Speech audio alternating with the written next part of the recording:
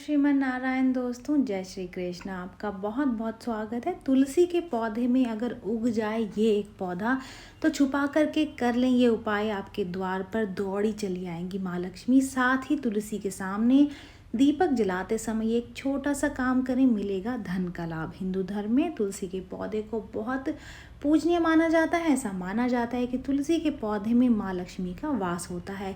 रोज तुलसी की पूजा करने से माता लक्ष्मी तो प्रसन्न होती ही हैं, साथ ही भगवान विष्णु की कृपा भी बरसती है।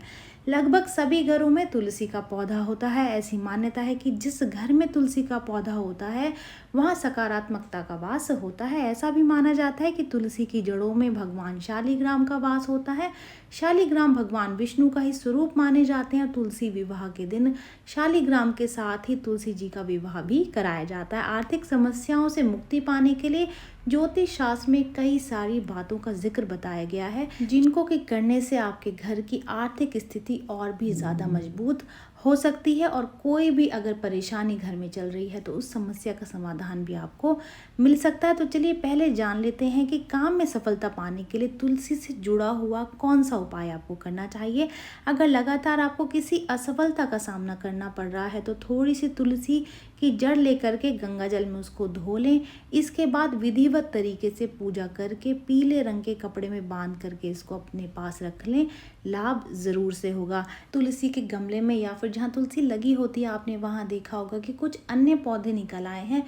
उन पौधों से भी आप बहुत बड़ा उपाय कर सकते हैं, जिससे कि आपके घर की स्थिति बदल सकती है। आप दिन रात चौगनी तरक्की कर सकते हैं। ज्योतिष शास्त्र के अनुसार कुंडली में ग्रहों के दोष को दूर करने के लिए भी तुलसी की पूजा करके उसमें से थोड़ी जल निकाल लें। इसके बाद में इसे लाल रंग के कपड़े या फिर ताबीज में डालकर बांध लें। ऐसा करने से आपको जल्दी ही लाभ मिलेगा। मन शांति और तनाव से मुक्ति पाने के लिए तुलसी की जड़ की माला बना लें। आप चाहें तो इसे मार्केट से भी खरीद सकते हैं। इसे गले में हमेशा पहने रहें। ऐसा करने से आपको लाभ मिलेगा और साथ ही नकारात्मक ऊर्जा से भी मुक्ति मिलेगी। सूर्यास्त के बाद आपको कभी भी नहीं तोड़नी चाहिए तुलसी की पत्तियां। इसके अलावा तुलसी की पत्तियों को फेंकने की बजाय गमले में ही दबा देना चाहिए। तुलसी के पौधे के आसपास गंदगी नहीं रहने देना चाहिए, इससे देवी लक्ष्मी नाराज होती हैं। और सूर्य और चंद्र ग्रहण के दिन तुलसी को जल नहीं देना चाहिए। वहीं शाम के समय भी तुलसी में जल नहीं चढ़ाना चाहिए। अब जान लेते हैं कि तुलसी के साथ उगे पौधे का एक बहुत ही चमत्कारी उपाय। कई बार तुलसी के गमले में या फिर उसके आसपास कोई भी पौधा निकल आता है तो कई बार तुलसी का ही एक पौधा निकल आता है। ऐसे में तुलसी के पास निकले उस पौधे को एकादशी के दिन निकाल करके पीले रंग के रेशमी कपड़े में बांधकर तिजोरी में छुपा करके रख दें, किसी को भी ना बताएं। ऐसा करने से आपके घर में धन धान्य की कभी भी कमी नहीं होगी, साथ ही माँ लक्ष्मी की कृपा जीवन भर बनी रहेगी। अब जान लेते हैं कि तुलसी में आपको दीपक किस तरीके से जलाना है। शाम को नियमित रूप से तुलसी के पौधे के नीचे घी का दीपक जलाएं। अगर संभव हो तो दीपक में थोड़ी सी हल्दी डाल दें। इस उपाय से आर्थिक तंगी से छुटकारा मिलेगा। और शास्त्रों के अनुसार आटे के दीपक को सबसे ज़्यादा शुभ और पवित्र माना जाता है। आटे का दीपक तुलसी के नीचे जलाने से माँ लक्ष्मी के साथ साथ माँ अन्नपूर्णा का आशीर्वाद भी मिलता है।